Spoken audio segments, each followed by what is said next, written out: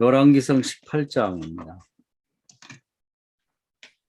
36절부터 40절. 저녁 소재 드릴 때에 이르러 선지자 엘리야가 나아가서 말하되 아브라함과 이삭과 이스라엘의 하나님 여호와여, 주께서 이스라엘 중에서 하나님이신 것과 내가 주의 종인 것과 내가 주의 말씀대로 이 모든 것을 행하는 것을 오늘 알게 하옵소서. 여호와여, 내게 응답하소서. 내게 응답하소서. 이 백성에게 주 여호와는 하나님이신 것과 주는 그들의 마음을 돌이키심을 알게 하옵소서 하매.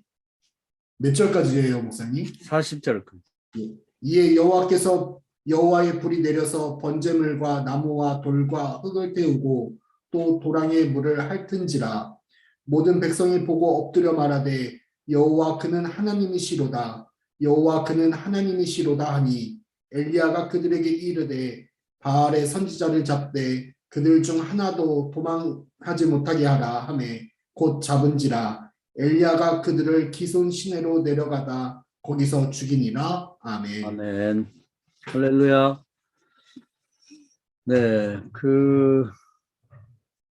요즘에 우리가 이제 철학을 통해서 이 복음적 상황을 이제 새롭게 이해하고 있습니다. 본래는 이제 이론론적인 세계였고 또 그런 세계관을 갖고 있었다.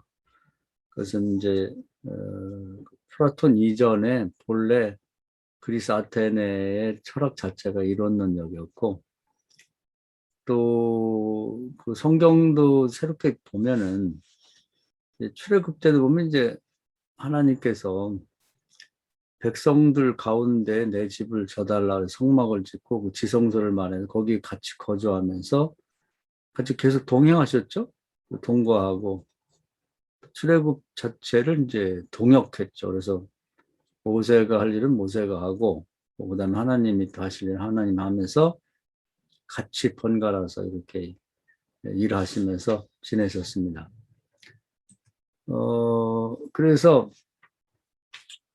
그 이후에도 보면 예수님께서도 지상에 내려오셨고요. 그리고 성령도 지상에 왔다. 그래서 예수님은 내가 세상 끝날까지 너와 함께 할 것이라 그렇게 말씀하셨고, 그리고 성령은 요한복음 14장에서 영원히 너희와 함께 한다 이렇게 말씀하셨고, 결국 이제 그 아담의 원죄 때문에 하나님 나라와 영적 세계와 지상의 세계가 이제 차단이 됐죠. 정보도 막히고 볼 수도 없고 했는데,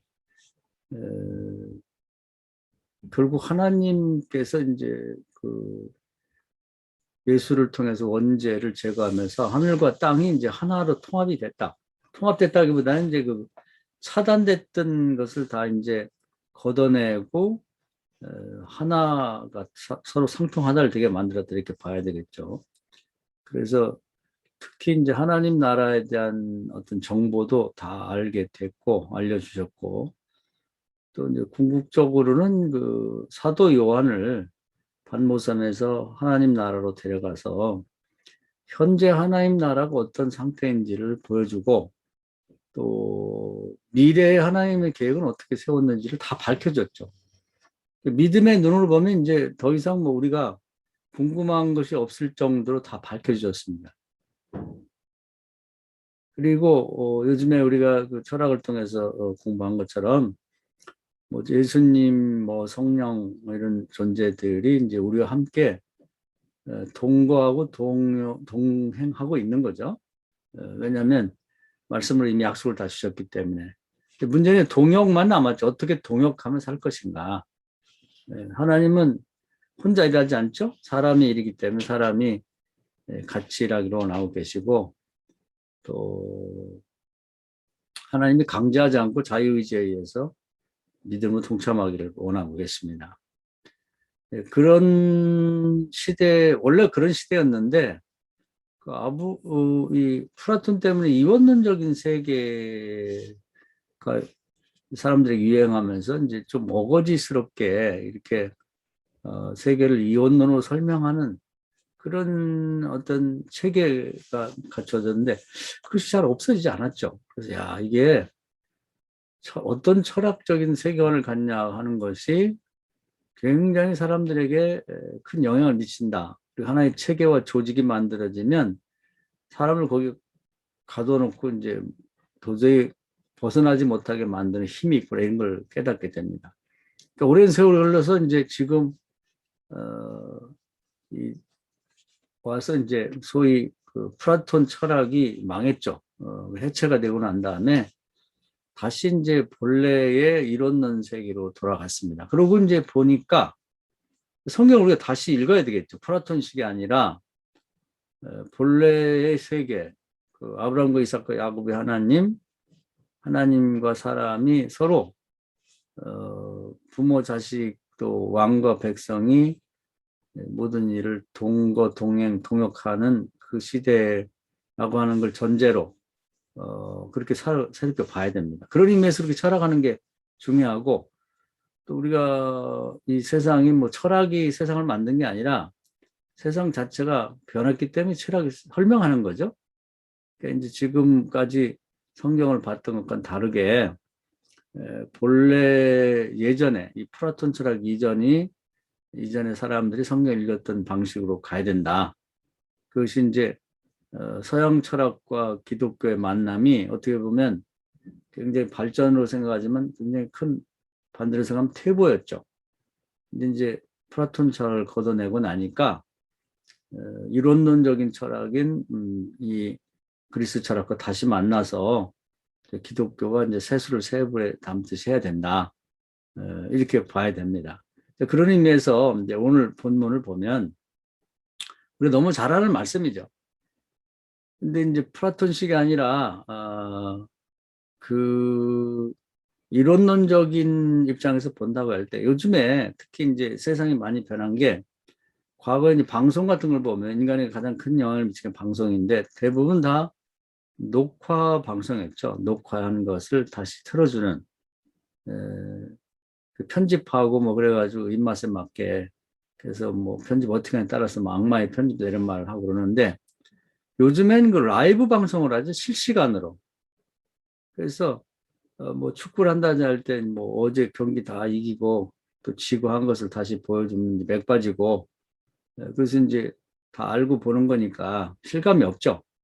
그러니까 그것은 인식의 대상이고 그냥 추억을 더듬는 정도 과거 역사를 공부하는 그런 식이 됩니다. 그런데 라이브 방송은 직접 축구하는 현장에 가서 거기에서 뭐 이길 때 같이 기뻐하고 이제 질 때 같이 슬퍼하는 그 현장을 경험하게 만드는 거죠. 그러니까 우리 신앙생활도 이렇게 바뀌어야 된다는 겁니다. 하나님과 우리가 같이 이렇게 동행하며 동역하면서 그 현장을 같이 경험하면서 같이 즐거워하고 같이 슬퍼하는 이런 신앙생활로 전환을 해야 된다는 겁니다. 그래서 우리 목사인 우리도 그렇게 해야 되겠고 또 목사의 가족들도 이제 실제 그렇게 실시간 하나님과 같이 경험하는 그 백문이 불여일견이나 그런 말이 있는데 100번 뭐 그렇다더라 하는 남 얘기 옛날 얘기 할 게 아니라 마치 그 축구에 관해서 얘기하지 뭐 축구장에 데려가는 거죠.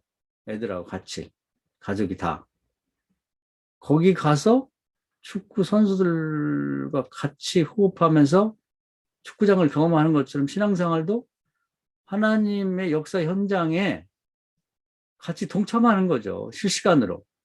이런 신앙생활로 전환을 해야 된다는 겁니다. 시도를 해야 되는 그런 것. 그래서 이제 그 성경도 이제 그런 방식으로 읽는다고 치면은 지금 이제 엘리엘 갈멜산의 이제 기도 너무 잘 아는 얘기죠. 근데 뭐 이 얘기를 수도 없이 많이 들었고 또 설교했었는데 이제 이 엘리야의 신앙생활을 보면은 그런 리얼한 어떤 라이브의 신앙생활이죠. 살아있는 신앙생활입니다. 어디 몰래 숨어가지고 뭐 기적을 봤다 뭐 그런 얘기가 아니라 그 국가의 왕과 그리고 뭐 그 중요한 신하들 그리고 그 이제 나라를 망하게 만들고 있는 우상 숭배자들 바알신을 섬기는 뭐 400명의 제사장들 우두머리들이죠. 그리고 가스레 목사를 섬기는 450명의 제사장들이니까 우상 숭배자들 대표하는 사람들이 850명이 모였죠. 그리고 또 엘리야는 여호와를 믿는 신앙인을 대표해서 선지 한 명이 나갔고, 그러면서 목숨을 걸고 누가 참 신인지 여기서 대결을 펼쳐보자. 목숨을 걸어서 만약에 거짓된 신을 선포하는 자가 있으면 죽는 걸로 하자. 이렇게 하고 갈멜산에 두 제단을 쌓고 송아지를 놓고 이제 하늘에 불을 내려달라고 각자의 신에게 빌자. 이런 스타일이죠. 그럼 백성들을 다 주목하고 있고 국가의 중요한 인사들이 다 모인 상태에서 누가 참 신인지를 한번 보여주자. 이것이 이제 라이브 방송 하듯이 실제 현장에 같이 참여해서 형성하는 거죠. 각자 저 안 보이는 데서 따로따로 해가지고 불이 냈다. 이런 거 필요 없고 그 자리에서 실제로 하나님 살아계시다는 거 하는 것을 본인도 체험하고 사람들도 체험시키라 그 말이죠. 결국 이제 뭐 바알신 아스라 목상을 섬기는 자들이 기도했지만 뭐 바알이나 아스라 목상에 무슨 힘이 있나요? 우상에 불과하니까 아무런 기척도 없었는데 엘리야는 이제 하나님 앞에 기도해서 하늘에서 불을 가져와서 거기에 있는 제물과 제단을 다 태웠죠. 거기서 무슨 말이 필요하겠어요.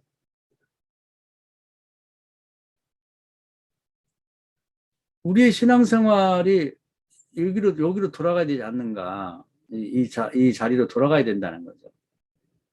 지금 요즘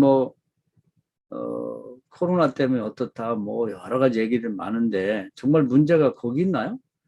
우리 공부 또는 뭐 개념, 무슨 신학, 이런 위주의 신앙생활 하니까, 뭐 조그만 이런 무슨 바이러스만 하나 생겨도 교인이 다 파리처럼 날아가 버리고 그런 거거든요.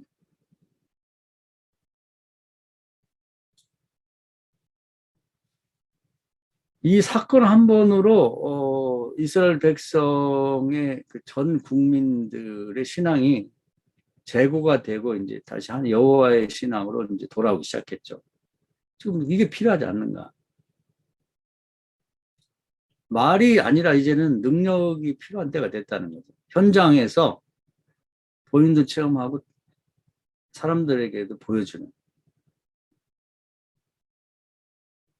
그러니까 뭐 죽이라고 할 것도 없이 야, 이런 나라의 불행을 가져온 것은 이 거짓을 신을 믿고 전파한 저 우상 숭배자들 때문이구나. 그러면서 그들을 다 처치를 했죠. 처리를.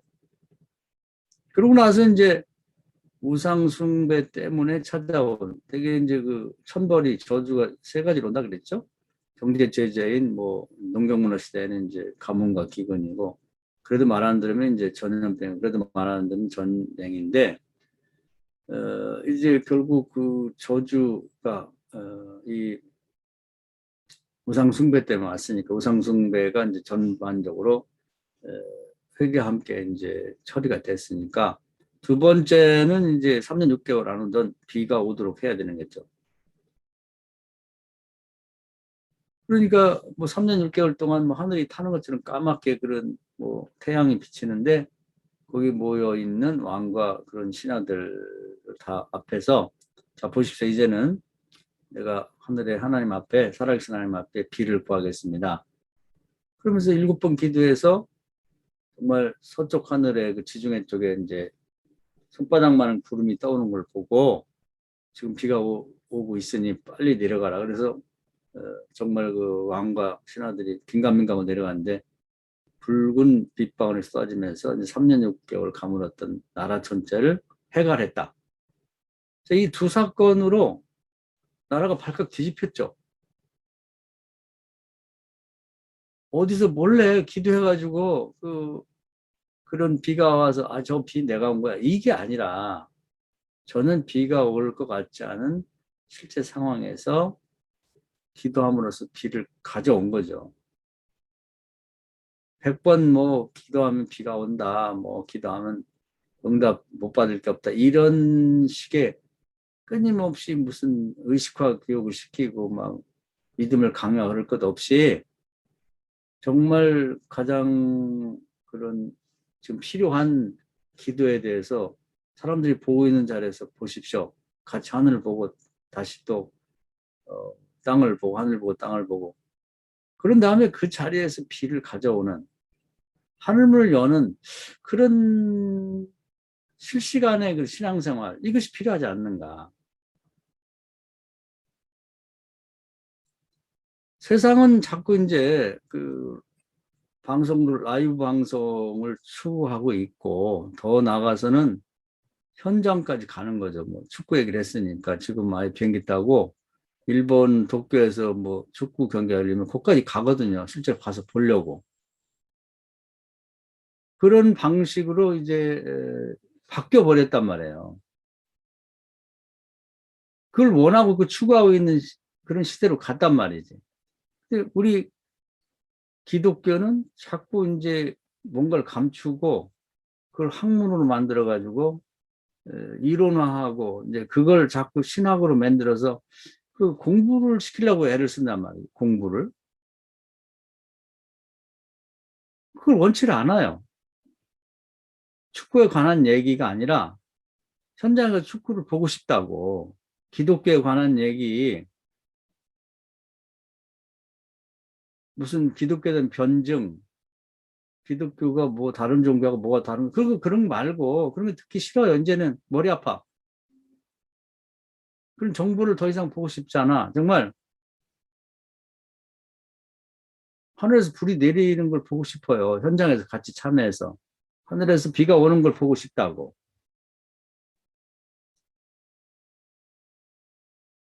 그래서 하나님이 계시다고 하는 것을 설명하지 말고 보여달라는 거죠.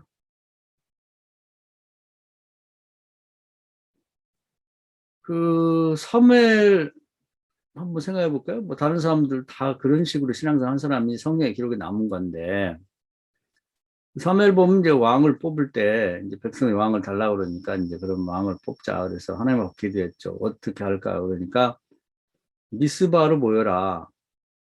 그래서 미스바로 모이기로 했어요. 장소를 선택하는데 하나님한테 물어봤다고. 그랬더니 몇 명이 모일까요? 그러니까 한 지파당 1,000명씩 12,000명 모여라. 하나님하고 좀 같이 대화하는 거예요. 왕 뽑는 문제에 대해서. 기도 한 번 하고 그냥 우리 회의에서 하는 게 아니라 하나님의 왕을 기름 부어 세우잖아요. 말로만 하는 진짜.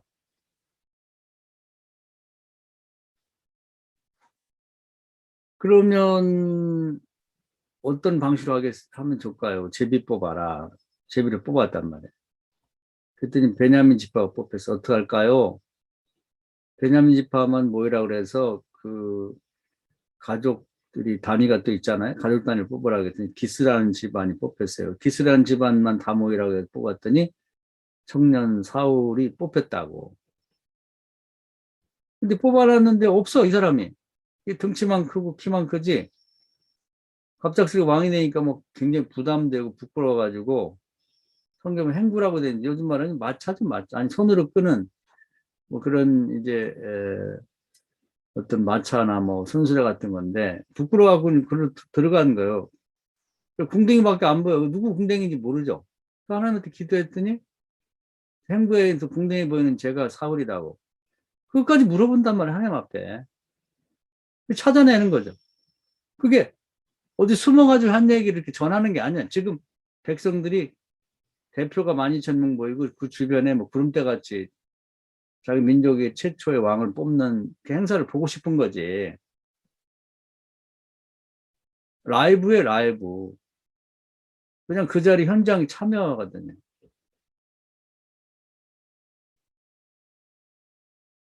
모세는 어떤 거예요? 모세를 보면 출애굽할 때 원래 혼자 가가지고 무슨 소설 쓰듯이 뭐 내가 이렇게 하고 왔다 그게 아니거든요. 백성들이 다 보는 앞에서 이 애굽의 모든 왕과 백성이 다 보는 앞에서 말씀 전하고 안 들으면 또 하나님 시키는 대로 뭐 나일강을 쳤더니 피로 변하고 무슨 또 하나님 명령 안 들려서 또 이제 기적을 베푸는데 뭐 개구리가 되고 흑암이 나고 흑암이 찾아오고 뭐 이가 되고 뭐 10가지 재앙을 쭉 보여줬죠. 숨어 사는 게 아니란 말이에요.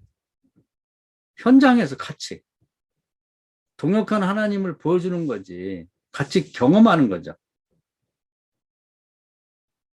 그리고 아주 뭐 앞거는 이제 우리가 그 홍해를 가르는 걸 보면 알잖아요. 뒤에는 애국 군대, 앞에는 그 홍해가 놓여 있는데 하나님이 홍해를 향해서 저 모세 보고 지팡이를 들라고 그랬죠.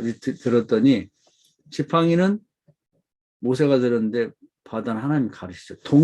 동역하잖아요. 같이 이렇게. 혼자 하는 게 아니라. 작은 거지만 지팡이 드는 건 작죠.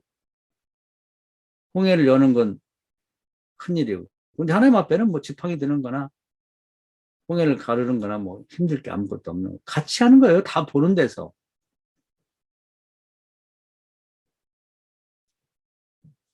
우리는 공부를 하고 있죠. 옛날 얘기를. 근데 우리는 이런 걸 시도하냐는 거죠. 집에서. 교회에서. 교인들과 함께. 다 좀 플라톤식의 공부를 하거든요. 이원론적으로.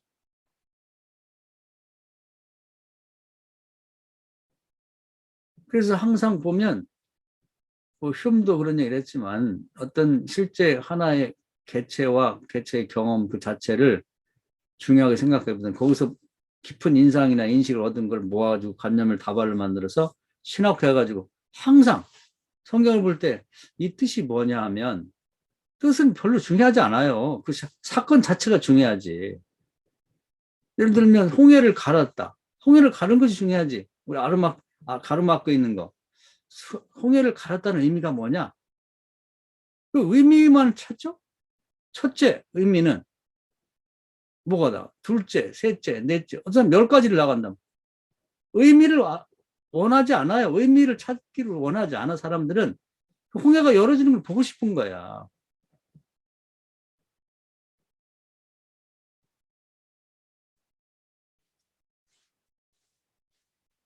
어, 구약 시대를 우리가 이론론적으로 한번 다시 읽을 필요가 있어요. 하나님과 사람이 같이 동역하고 있다는 거, 했다는 거. 그럼 우리가 그걸 추구해야 되는 거지. 말이 아니라 능력, 사건. 그래서 모세의 기적과 뭐 또 엘리야의 기적과 또는 뭐 무슨 여호사의 기적을 하나로 묶어서 그 의미를 찾으자면 이거 하지 말자는 거죠. 그거 왜 그런 식으로만 계속 살아가냐는 거죠. 그런 걸 추구하냐, 그런 것만. 그 관념을 다발로 만들어 공통분모를 찾아가지고 이 사건 전체를 봤을 때 그런 의미를 찾으면 이건 첫째, 둘째. 이렇게, 그거 다 플라톤식이거든요. 플라톤식.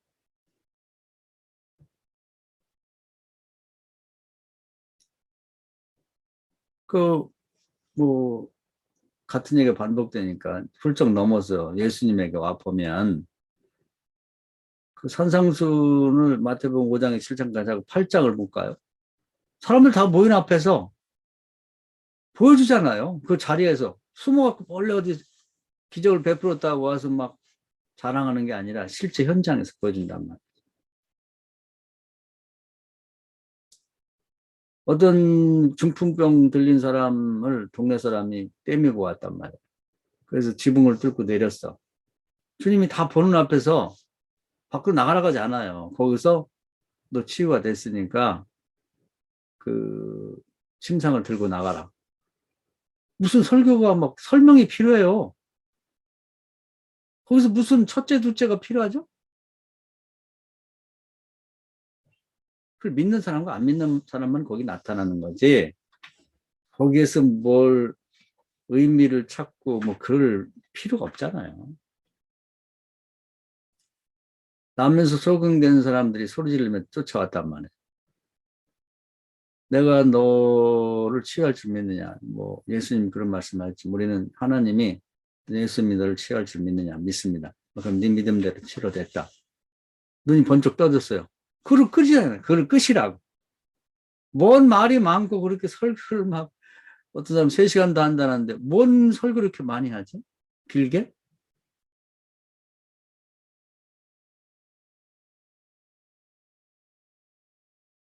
백부장이 찾아왔단 말이에요. 멀리 자기 부하를 두고 왔는데 중풍병 걸려서. 그래? 그럼 치유가 됐다. 이 믿음이 여기까지 왔고, 또 말하는 거 보니까 자기 자신이 보잘것없는 중대장 정도 되지만 자기 부하들이 자기 명령에 복종하는데 하나님의 아들이 하시는 말씀이야 뭐 오죽하겠느냐. 뭐 바쁘시니 가지 말고 여기서 말씀해 주시오. 그 믿음대로 됐다 이거예요. 된다. 치유가 됐단 말이에요. 거기서 무슨 의미를 찾아요.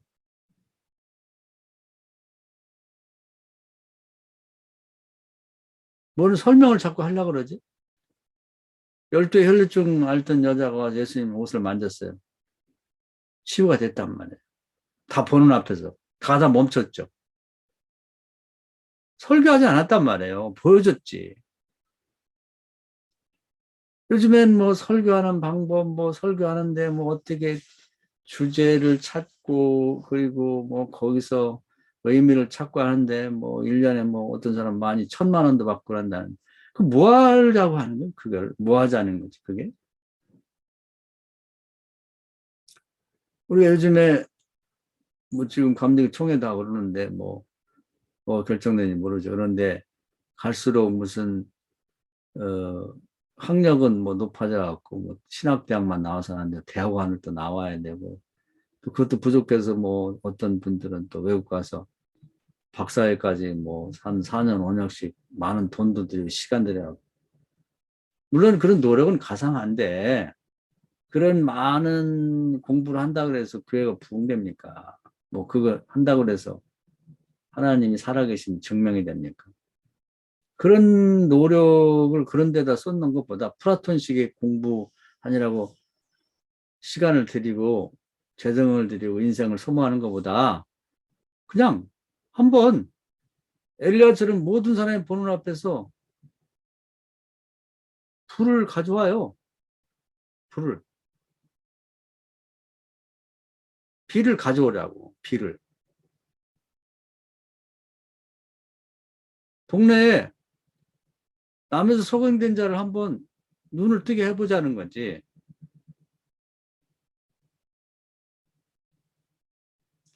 아니 우리가 요즘 신학교가 안 된다 그러는데 아니 믿음 좋은 아이들을 보내면은 무신론 자를 내게 만들어갖고 내보내는데 예수가 그리스도가 아니라는 사람도 있는데 거기 가서 뭘 배우는 거예요. 그리고 신학교 그럼 망해야 되지. 그 애들이 줄여야 되지 않아요?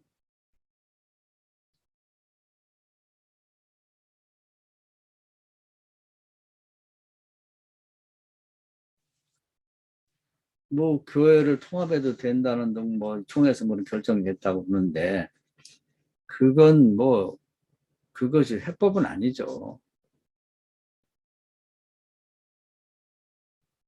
이론론적인 본래 세상에 대한 이해로 돌아갔기 때문에 우리가 이론론적인 세상을 전제로 해서 하나님과 예수 그리스도와 성령과 천사들과 우리가 하나로 지금 같이 동거하는 것은 결정이 됐단 말이에요. 이건 우리의 의지와 관계없어요. 그래서 의미가 뭐냐? 의미 찾지 말자고. 그냥 예수님이 마태복음 28장에 본인의 입으로 말씀하셨단 말이에요. 내가 세상 끝날까지 너와 함께 하겠다. 그걸 믿자는 거지. 그동안 보이는 형태로 있다고 보이지 않는 형태로 있는 거예요. 그리고 스피노자도 봤지만 이 세상 하나로 있거든요. 그러니까 공중이 지금 아무것도 없는 것처럼 안 보인다고 해서 우리 눈에 안 보일 뿐이지 그냥 텅 빈냐고.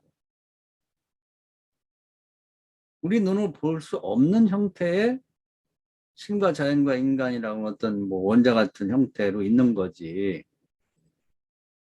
예수님 그렇게 계시면 안 되나? 우리 꼭 눈에 보여야 되냐고. 우리 눈이 불쏘는 게 그렇게 많냐고. 그 눈이라는 게 아주 적게 일부만 보이는 거예요. 조금만. 그것도 감사하지. 우리 눈에 그냥 귀신, 마귀, 그냥 뭐 천사 다 보이면 걸어다니지 못해. 거리적거려가지고 무서워서. 성령이 영원히 함께 계신다고 믿는 거지. 그걸 어떻게 할 거야? 그 의미가 뭐냐? 아니, 의미를 찾아서 어떻게 하려고? 그냥 계시는 거야. 이게 문제는 동역만 남은 거예요, 동역. 믿음만 남았다고. 보여주는 거. 사도들이 어떻게 했어요? 베드로 보면. 현장에서 미문 앞에 있는 안진뱅이를 구했단 말이에요. 그냥 가서 다른 사람들은 다 보는 앞에서 그런 거예요. 혼자 몰래 가가지고 어서 해가지고 내가 뭐 나면서 안진뱅이 된 사람 이렇게 그거 아니거든. 그냥 다 보는 앞에서 나사렛 예수 그리스도 이름으로 일어나 걸으라. 차바리켰더니 걸어서 뛰기도 하고 달리기도 했단 말이죠. 거기 무슨 남에서 안진뱅이 된 사람의 이게 원인이 뭐냐, 부모의 죄냐, 너의 죄냐, 뭐 그거 설명하지 않았대.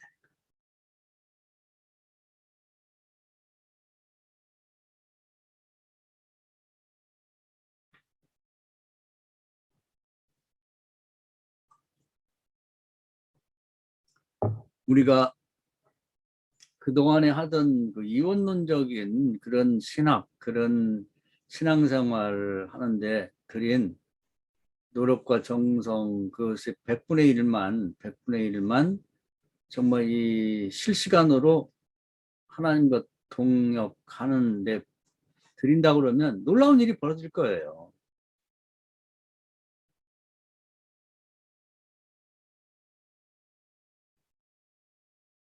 바울도 그 많은 그 뭐 책을 쓰고 그랬지만 결론은 그겁니다. 그것은 어떤 상황을 설명하는 게 필요한 거지. 중요한 것은 말이 아니고 능력이다. 내가 너희들에 가서 보여줄 건 능력이고 또 너희들이 말이 많고 뭐 대단한 지식을 갖고 있는 건데 나는 보고 싶은 너희들 능력을 보고 싶다. 그 얘기거든요.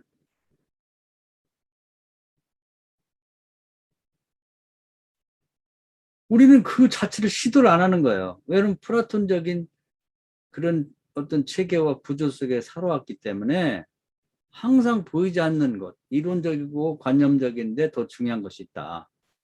이데아적인 것이 있고 실제 이런 이 현장에서 일어나는 눈으로 경험, 보고 체험할 수 있는 그것은 천한 것을 생각하는 그런 나쁜 습관이 우리에게 있단 말이에요. 그것이 교회를 망하게 만드는 거예요.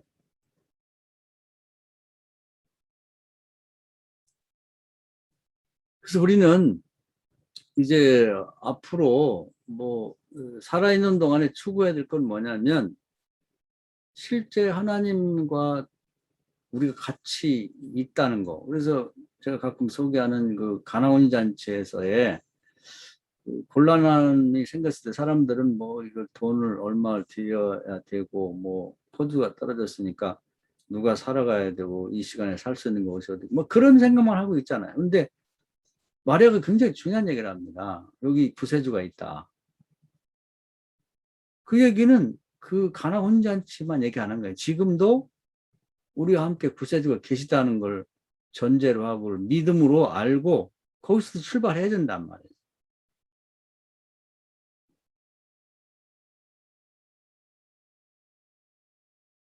그 주님께서 무슨 말씀하든지 그대로 하는 거죠. 그리고 믿고 슬기로운 다섯처럼 기다리는 거죠. 그래서 하나님이 지금 살아 역사하심을 나도 체험하고 나와 함께 있는 가족이나 교인들을 체험하도록 만들어주는 것. 그걸 끊임없이 시도를 하는 거죠. 처음에는 잘 안 되겠지. 그러나 거기가 이것이 진짜 신앙이고 하나님 원하는 거라고 하면 해야 되지 않겠어요?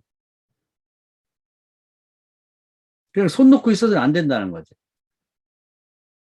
교회를 합한다고 될 문제도 아니고 이런 참에 공부를 더 열심히 해야겠다. 성경이 갖고 있는 그 의미를 깊은 의미를 거기서 찾아내야겠다. 아, 의미 찾지 마요. 찾을 필요 없어. 보여주라고 하나님과 함께 동역하는 걸 보여주자고 보여줘.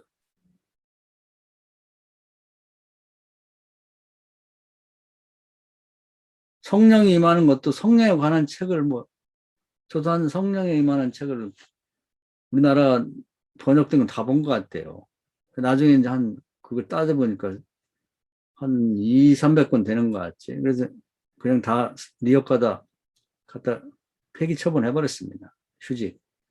아니, 중요한 건 성령을 받는 거지. 성령을 어디서 받았다. 내가 성령 받고 왔다. 그게 중요한 게 아니에요.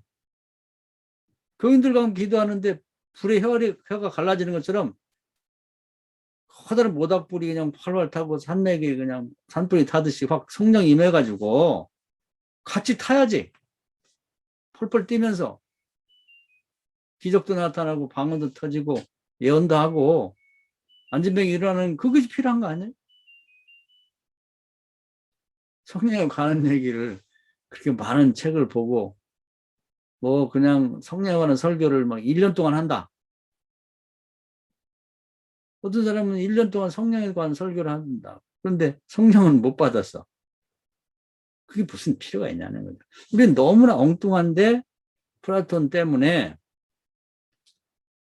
그 이론과 어떤 체계와 뭐 그 현장에서 실제 생활보다 그 위에 더 높은 것이 있다고 생각하고 그걸 공부하는데 너무 시간을 많이 쓰는 것 같아요. 성경은 그렇게 하지 않았다고.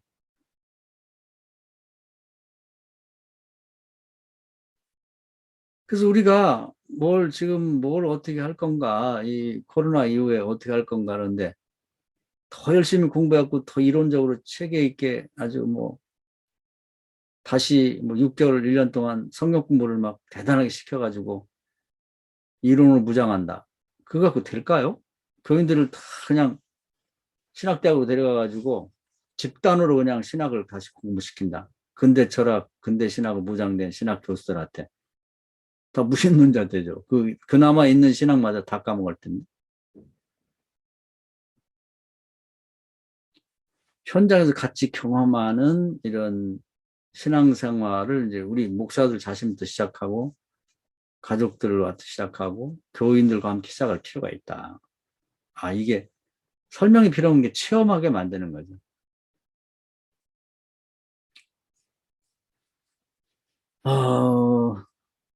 뭐 간증을 하나 해볼까요? 뭐 남의 얘기보다는 이제 제가 최근에 경험한 걸 하나 뭐 적절한지는 모르겠어요.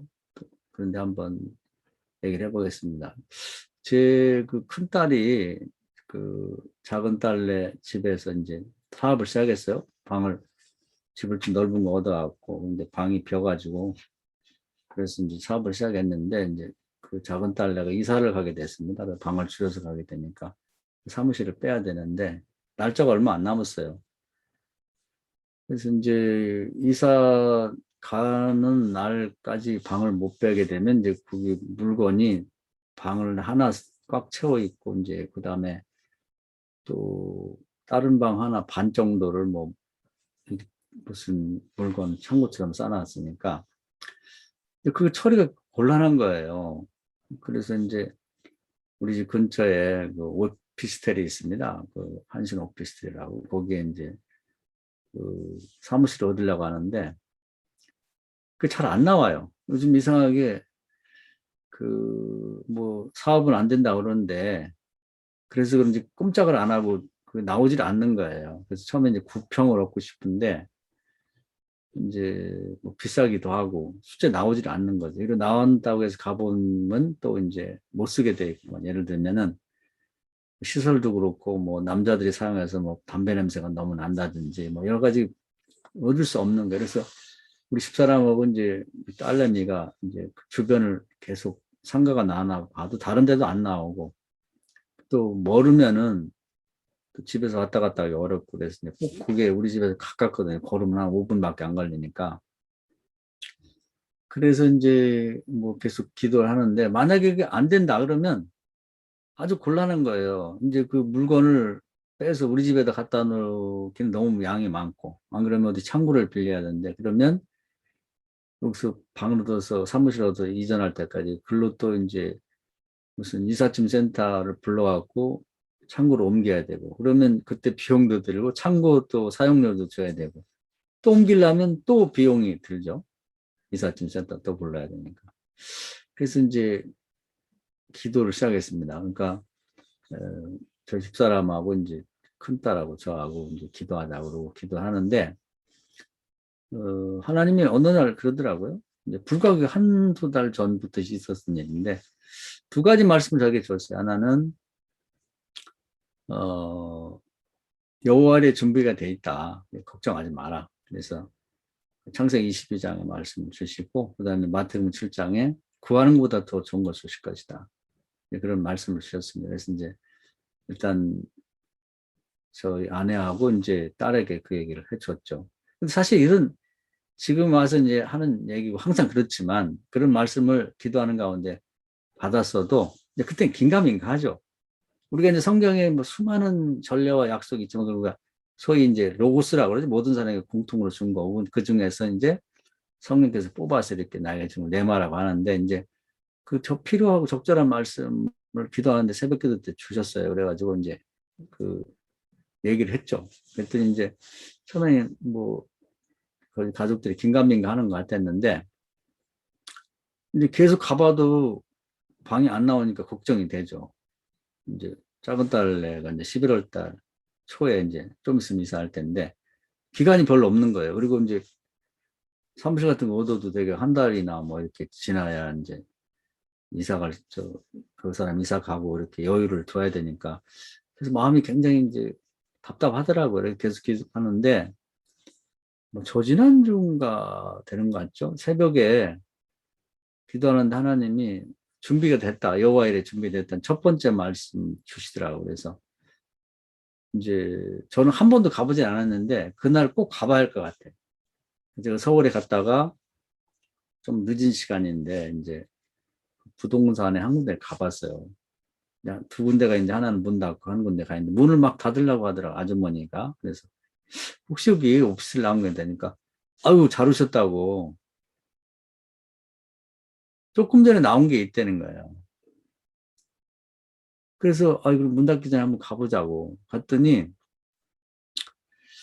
그 이제 원래는 우리가 그 9평 정도 얻으려고 했어요. 비싸니까. 근데 이제 가보니까 그 9평은 1,000만 원 보증금에 이제 50만 원입니다. 그런데 14평짜리가 나왔어요. 5평이 더 많은데 본인이 그러더라고. 60만 원 다는데 이제 깎아서 55만 원에 나왔어요. 그래서 가봤죠. 그랬더니 원래는 이제 28평형이에요. 원래가 이제 오피스텔은 배로 잡습니다. 그런데 28평형인데 실평수 쓸 수 있는 게 이제 14평인데 그럼 너무 좋은 거예요. 근데 그 느낌이 그동안 안 나오다가 나왔다는 거야. 하나님이 그 쓰던 사람 내보낸 것 같아. 근데 그것도 다른 데 그동안 뭐 이제 뭐 9평, 6평 가봤다는데 우리 집사람이나 딸이 그때는 그 아주 그 내부도 그렇고 막 그 담배 냄새가 나고 뭐 여러 가지 안 좋았는데 보니까 우리 감리교 제일교회라는 그 교인이 쓰던 자리더라고 그 자리가. 거기서 아주 사업이 잘 돼서 더 넓은 데로 옮겨가고 하면서 벌써 물건을 옮기고 있더라고. 그러면서 이제 내일 모레로 들어와도 된다는 거예요. 언제든지 들어오면 된다고. 그래서 여호와 이래가 딱 준비가 돼 있는 거예요. 그리고 구한 것보다 훨씬 좋은 거죠. 왜냐면 5평을 사실 그냥 5평만 얻으려고 해도 한 뭐 3, 40만 원씩 줘야 되는데 5만 원에 더 얻은 거예요. 그래서 이제 그 보니까 원래 9평짜리가 있고 그 옆에 다 40평짜리 터가지고 아주 그 사용하기 좋게 한쪽에는 창고로 쓰고 한쪽에는 뭐 드로잉 클래스라든지 뭐 여러 가지 할 수 있는 그런 방식으로 딱 돼 있는 게 딱 준비가 돼 있더라고. 그래서 그 주신 말씀은 딱 그렇게 돼 있어요. 그래서 이제 집에 돌아와서 감사하고 근데 우리 딸이 그때 이제 그 마나임 팀들이 제주도에 수련회를 가 있었어요. 전화했더니 자기가 아무래도 그래도 아무리 좋아도 보고 하고 싶다.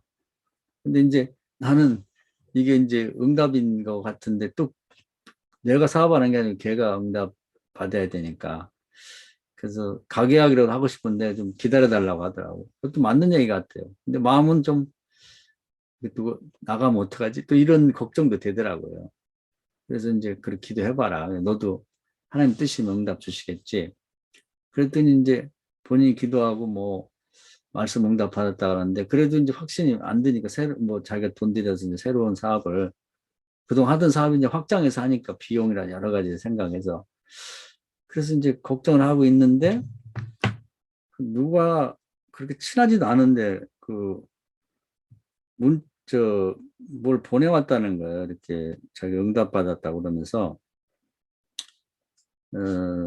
그래서 이제 카톡을 보내왔다고 하면서 이제 여기 보이시나요? 이제 이렇게 그 보내온 내용을 여기 이제 이렇게 보면은 내가 캡처를 해놨어요. 그러면서 신기하죠? 아주 잘하는 사람도 아닌데 자기가 기도하는데 하나님이 이 찬송과 이 성경을 김초롱 작가님한테 보내주면 좋겠다고 그 소원을 자기 캡처해서 보냈다고 이렇게 보내왔다는 거예요. 근데 어떻게 돼 있냐면 신기하죠? 성경은 어, 야베스가 이스라엘 하나님께 아뢰어 이르되 주께서 내 복을 주시려거든 나의 지역을 넓히시고 주의 손으로 나를 도우사 나로 환난을 벗어나 내게 근심이 없게 하옵소서 하였더니 하나님이 그가 구하는 것을 허락하셨더라. 그 말씀이에요. 야베스의 기도 내용이죠. 지경을 넓히는데 지경이 넓혔거든요. 이 사람 잘 몰라. 이거 문자를 보낸 사람 잘 모른다고 사정을. 근데 지경이 이제 넓어졌거든요. 그 다음에 이제 찬송은 뭐냐면 너 근심 걱정 말아라. 382장. 그렇게 이제 두 개를 보냈어요. 근데 너무 정확하죠? 그런데 그 밑에 뭐라고 써서 보냈냐면 작가님 오늘 설교 말씀 들은 것과 찬양인데 기도하는 중에 작가님께도 보내드리면 힘이 될 것을 보냅니다. 주님께 모두 맡기고 주님의 손으로 우리를 도우시길 함께 기도해 보아요. 이렇게 하면서 보낸 거예요. 그러니까 더 이상 의심할 바가 없죠? 그리고 본인에게는 이제 여호수아 1장 9절에 내가 내게 명령한 것이 아니냐 강하고 담대하라 두려워하지 말며 놀라지 말라 내가 어디로 가든지 내 하나님 여호와가 너와 함께 하시니라 이 말씀을 이제 본인이 받았다. 더 이상 뭐 확인할 필요가 없이 하나님 뜻이구나. 그래서 이제 가계약을 해달라고 그래서 계약을 이제 그 다음 날 우리 집사람이 가서 이제 가계약을 했는데 가계약 사인 딱 하자마자 어떤 사람이 전화가 오는 거예요. 그러니까 그 부동산에 혹시 그 한 14평 되는 그런 뭐 물건 있으면 제가 계약하고 싶다고. 이제 좀 늦었으면 못할 뻔했죠. 때와 기한을 딱 맞춰서 그렇게 해서 이제 일사천리로 이사도 다 끝냈습니다. 그래서 이제 그게 저희 집사람과 저와 우리 딸이 마치 하나님 옆에 살아계신 것처럼 이렇게 같이 라이브로 경험하면서 이제 특히 저와 이제 제가 받은 응답의 말씀도 중요한데 여기까지는 뭐 되게 이제 있을 수 있는 일인데 제가 놀란 건 이 별로 그렇게 친하지도 않은 어떤 작가분이 정확히 그 야베스의 기도와 그리고 찬양까지 이렇게 해서 사진을 찍어서 보낸 거 보고 깜짝 놀랐어요. 하나님이 이렇게까지 동원하면서 이 일이 되게 만드는구나. 그래서 저도 뭐 어떤 객관적인 입장에서 뭐라기보다는 제 딸의 문제에서 같이 참여하면서 하나님이 이런 방식으로 살아서 역사하는 걸 경험했고, 이제 우리 집사람들 그리고 딸도 이제 이번에 큰 체험이 된 것 같아요. 그러면서 이제 국민은행을 가겠다고 하더라고. 그래서 왜 가냐니까 갈 일 있다고 그러더니 이번에 큰 체험이 된 것 같아요. 본인이 이제 그동안 오래전에 우리 그 건축원금을 약속한 게 있는데 그동안 못해서 부담이 됐는데 이번에 하겠다고 하더라고. 시킨 건 아닌데. 근데 1,000만 원을 하더라고. 1,000만 원. 본인에게는 큰 돈이죠. 그동안에 어렵게 그렇게 안 쓰고 저축해서 했던 그런 헌금인데, 그래서 체험하고 난 다음에 이제 자기가 감동받아갖고 자원하는 마음 하는 것이죠. 그래서 이제 하나님이 굉장히 기뻐하시는 것 같은 걸 느꼈어요. 우리가 어떻게 실제 그 신앙생활을 그냥 이론적으로 뭐 개념적으로 관념적으로 지식으로 할 게 아니라 내가 당면한 문제를 풀어가는 데 있어서 혼자 하지 않고 하나님 지금 우리와 함께 계시는 하나님과 어떻게 같이 동역을 할 수 있겠는가. 말씀 주시고 순종하고 또 말씀 주시고 순종하고 일이 이루어지고 거기에 감사하고 보답하고 이런 걸 그것은 내 자식이라고 해도 이론으로 가르쳐서는 되는 게 아니고 아내도 남편도 이론으로 안 됩니다. 지식 갖고 안 되는 거죠. 교인도 마찬가지, 교인도. 그래서 이론과 지식을 철저히 줄여나가고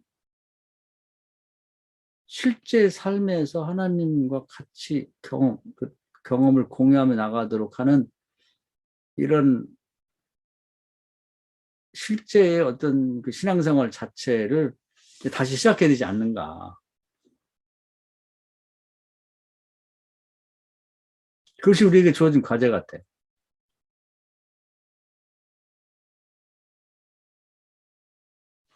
그 이론론적인 그런 이제 본래의 그 세계관, 그런 사상, 체계로 돌아간 것이 너무나 감사한 일, 기적적인 일. 우리가 이런 세계를 살아본다는 자체가 놀라운 일이죠. 그래서 우리는 오히려 이런 이 코로나 사태 같은 것 때문에 세상이 발칵 뒤집어진 게 기회일 수 있다는 거예요. 그냥 그대로 왔으면 새롭게 생각하지 않을 텐데 이제 이원론적인 목회 설교 그런 기독교는 이제 안 돼요. 잘 되고 있으면 이론론으로 바뀌었다는 얘기나 이론론적인 걸 기초한 신앙생활을 얘기해봤자 사람들에게 먹히지가 않겠죠. 사람들이 공감하지 않을 거란 말이에요. 그러니까 안 되니까 본래로 돌아가야죠.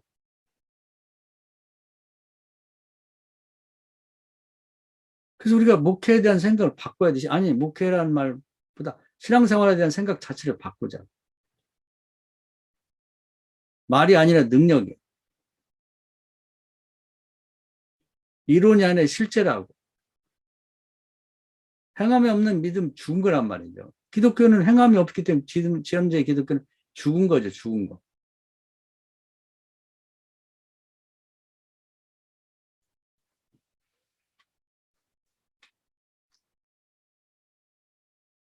이건 뭐 회의를 통해서 총회에서 결정되어갖고 뭐 교회가 살아나는 건 아니죠. 그래서 뭐 어떻게 도움이 될지 모르지만 우리 자체가 하나님에 대한 이해와 이 세상에 대한 이해, 복음과 이 상황에 대한 이해를 새롭게 하면서 본래 신앙의 세계로 다시 돌아가는 게 중요한 것 같아요. 앞으로 어떻게 할 것인가. 엘리야처럼 해야 됩니다. 모세처럼 해야 돼. 그걸 뭐 큰 것부터가 아니라 아주 사소한 여러분 자녀들 문제도 있잖아요. 취직도 해야 되고 결혼도 해야 되고 자녀 뭐 손주도 봐야 되고 교인들 아픈 사람 치유해야 될 거 아니에요. 병원 가서 낫는 건 좋지만 병원 가서 안 낫는 병이 있잖아. 그 사람 어디로 가지? 교회에서 안 해주면 어디로 가 이제? 절로 가나? 무당 찾아가요? 어디로 가지?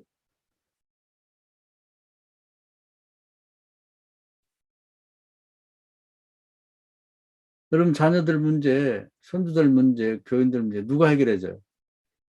목사님들 해결해 줘야지. 목사님 믿고 왔는데 목사를 마지막이라고 생각하고 의지하고 왔는데 자기 운명을 맡겼는데 우리가 해결해 줘야지. 여러분 자식들 아빠 엄마가 해결해 줘야지. 누가 해결해 줍니까?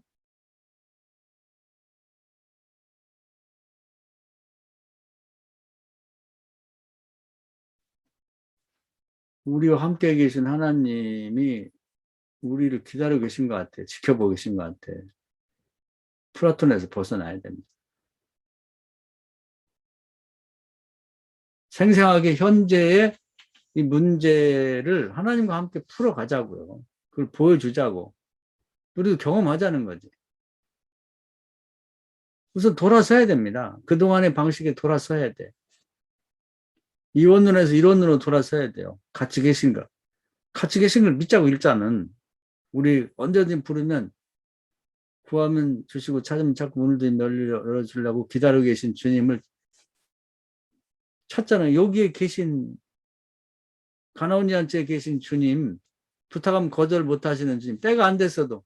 근데 지금 때가 다 지났고 이제 다 준비되셨잖아요. 그 가나온 잔치 때보다 훨씬 좋은 유리한 상황인데.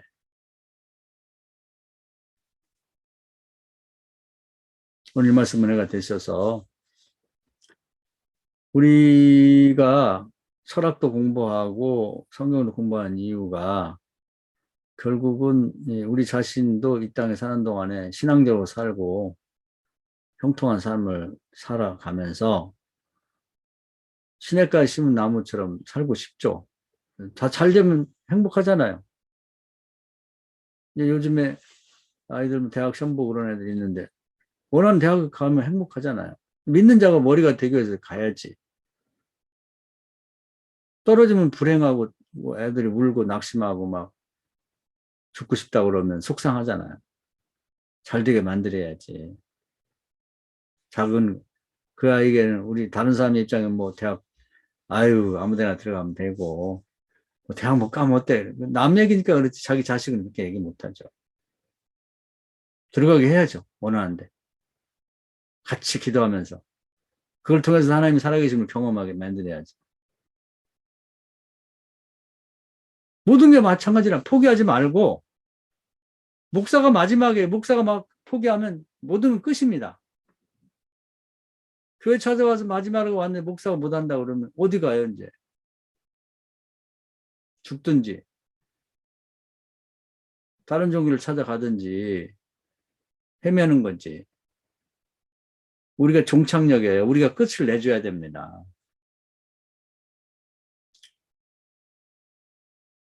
지금도 우리를 도우려고 기다리는 뭐 제가 좋아하는 성경 중에 그 사도행전에 보면은 에디오피아 내시가 왕의 내시가 성경을 알고 싶다 그럴 때 야, 그걸 도우려고 예수님도 오고 천사도 오고 성령도 오고 빌립 사도까지 동원이 돼요.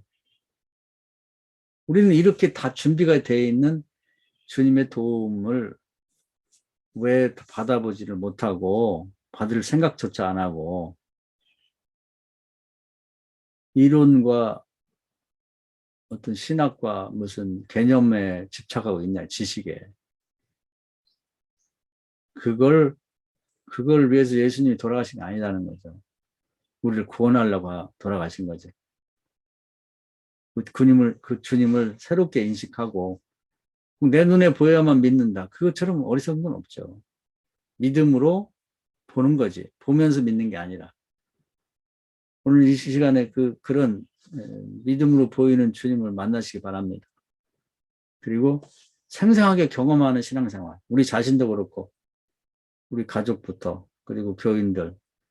그런 다음에 이웃도 생각하고 멀리 뭐 나라도 생각하는 거지. 나부터 안 되는데 될 수가 없는 거죠. 오늘 말씀 은혜가 되시기 바랍니다. 박수 한번 치겠습니다.